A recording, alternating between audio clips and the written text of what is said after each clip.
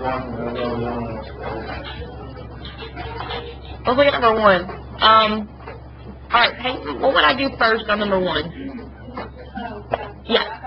That's alright. Distribute. There you go. Alright, so Kyle, when I distribute, what do I get?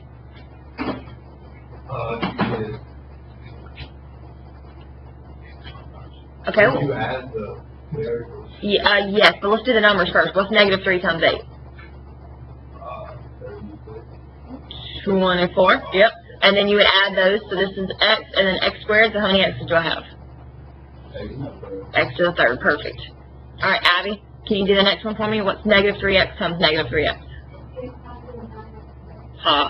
Or perfect. Excuse me. So this is why I can't teach on that today, because I probably would tell you 2 plus 2 is 7 or something. I don't know. All right, Allie, what's the last one? When I do negative 3x times 1? Negative 3x. Perfect. Alright. Alright, what about number 2? Hunter, can you help me out on number 2? What would I do first? Foil. Very good. So what's my first? We got 2 number 2. I'm on this one right here, but where my hand is. I know. You use 7 y. Very good. And what would you get? 14 y. Awesome. Awesome. Alright, Salma, can you tell me what my outer would be? What would 7y times 5y be? 35. Y times t. How do I do y times t? YT. Very good. You just smush them. Alright, Tyler Emerson, what would my inner be? Negative. Very good. Alright, I'm going to put it YT because that keeps it the same order as this one. But TY is perfectly okay. Blake, what you got for my last? What's my last? You need to do 4t, or negative 4t times positive 5t. Perfect. And that would be negative 20t squared. Awesome. Alright, so the beautiful thing about foiling is if you do it correctly, then the middle two will always combine. So, Allie, can you tell me what I get when I combine the middle two? What's 35 minus 8? 27. Positive 27. And when you're adding and subtracting, do not touch those letters. It's just YT. There you go. Alright, so like Connor told us, this is supposed to be number 3. It's supposed to be number 4.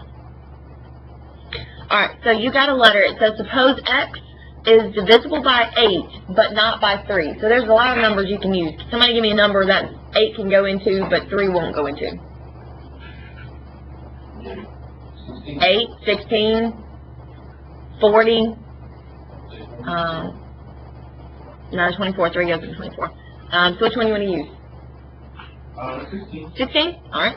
So let's look at this. It says which one cannot be an integer. An integer was a positive or a negative number or 0, and there were no fractions whatsoever. So what about A? What's 16 divided by 2? 8. Is that a integer?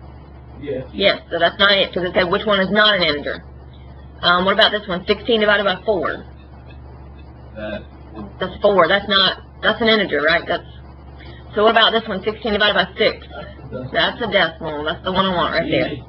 Because this one, 16 divided by 8 is 2, and then this is just 16. All those are integers. Let's see. Alright, number 4. Let me give you the short version, okay? So you've got these 2 water hoses, right? And they're going to fill up the swimming pool.